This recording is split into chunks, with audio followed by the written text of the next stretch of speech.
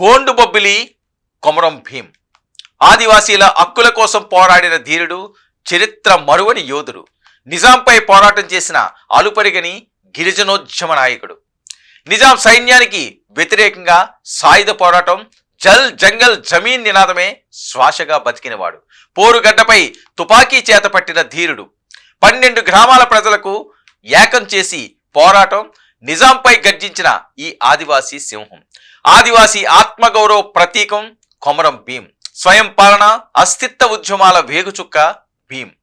పోరాట పంతానే చివరకు సరైన మార్గమని, తన జాతి ప్రజలను విముక్తి చేస్తుందని నమ్మిన ఆదివాసీ యోధుడు కొమరం భీం. గిరిజన గోండు తెగకు చెందిన కొమరం భీం కొమరం చిన్ను, సోంబాయి దంపతులకు జన్మించారు. ఇక 1901లో ఆదిలాబాద్ జిల్లా సంకేపల్లి గ్రామంలో ఆయన పుట్టుక. ఆదివాసీలపై నిజాం నవాబు సాగించిన దోపిడీ దౌర్జన్యాలను ప్రశ్నిస్తూ వీరోచితంగా పోరాడి ప్రాణాలర్పించిన కొమరం భీం జల్ జంగిల్ జమీన్ నిదానానికి ప్రతీకగా నిలిచారు ఆయన. ఇక ఆదివాసీలకు అడవుపై హక్కు, సామాజిక న్యాయంలో భాగమని నినదిస్తూ 1928 నుంచి 1940 వరకు రణబేరీ మోగించిన కొమరం భీం నైజాం సర్కారుకు సింహ స్వప్నంగా మారిన పోరాట యోధుడు. ఇక భీంకు 17 ఏళ్ల వయసులో అటవీ శాఖ సిబ్బంది జరిపిన దాడిలో తండ్రి మరణం. కెరమెరి ప్రాంతంలోని సర్దాపూర్కు వలస సాగు చేసుకుంటున్న భూమిని సిద్దికి అనే జమీందార్ ఆక్రమణ. ఇక ఆవేశం పట్టలేని భీం అతన్ని హతమార్చి అస్సాం వెళ్ళిపోయాడు. అక్కడ 5 ఏళ్ల పాటు కాఫీ, తేయాకు తోటల్లో పనుల తర్వాత భీం తిరిగి కెరమెరి గ్రామానికి చేరుకున్నారు.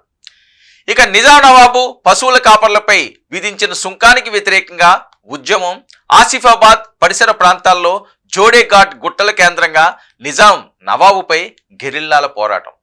ఇక భీం పోరాటం చేసిన ప్రాంతంలో జోడేఘాట్ నేటికి తాగడానికి నీళ్లు లేవు. సరైన సదుపాయాలు లేకపోవడంతో క్షీణిస్తున్న ఆదివాసీల జీవన ప్రమాణాలు భీం పోరాటం జరిపి 70 ఏళ్లు ముగిశాయి. ఇక ప్రపంచ చరిత్రలో ఆదివాసీల పోరాటాలు అపూర్వ తెలంగాణ సాయుధ పోరులో ఒక రంగల్ జెండా. 1937 నుంచి 1940 వరకు నిజాం నవాబులపై రణబేరి, తెల్లదొరలపై మన్యసీమలో 1922 నుంచి 1924 వరకు అల్లూరి సాగించిన మన్యం పోరాట స్ఫూర్తితో కొమరం భీం జోడేఘాట్ గుట్టల తుడుం మోగించాడు. ఇక జోడేఘాట్ గుట్టల నుంచి భీం పోరాటం రాజీ పడని కొమరం భీం పోరాట పటిమకు చలించి నిజాం సర్కార్ ఓ మెట్టు దిగి వచ్చింది. గిరిజనుల భూములను పట్టాలిస్తామని, వర్తమానం పట్టాలే కాదు అటవీపై పూర్తి సర్వ హక్కులు, గూడేలకు స్వయం పాలన కావాలని భీం డిమాండ్ చేశారు. ఇక కొమరం భీం షరతులకు ఒప్పుకోని సర్కార్ బలగాలతో నిఘా.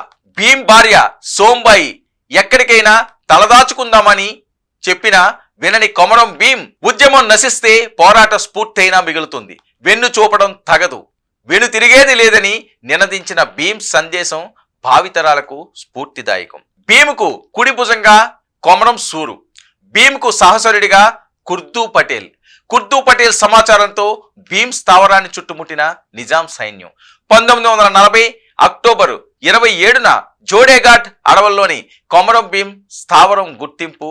జోడేఘాట్ అడవుల్లో 1940 అక్టోబర్ 27న ఆశ్వీయుజ శుద్ధ పౌర్ణమి రోజున భీం మరణం. అప్పటి నుంచి ఆ తిథి రోజునే కొమరం భీం వర్ధంతి జరుపుకోవడం ఆదివాసీల ఆనవాయితీ. ఇక భీం దాదా సాహసం, సంకల్ప బలం, త్యాగం అమోఘం, అపూర్వం. ప్రొఫెసర్ హైమెండార్ పరిశోధనతో ఆదిమ గిరిజనులుగా బాహ్య ప్రపంచానికి పరిచయం భీం పోరాట ఫలితంగానే భారత రాజ్యాంగంలో ఆదివాసీలకు హక్కులు 5వ 6వ షెడ్యూల్లో చేర్చడమే కాక వారికి ప్రత్యేకమైన రిజర్వేషన్ల సౌకర్యాన్ని కూడా కల్పించారు. ఇక తెలంగాణ రాష్ట్ర ఉద్యమానికి ఆదివాసీల ఆశాజ్యోతి కొమరం భీం పోరాట స్ఫూర్తిదాయం.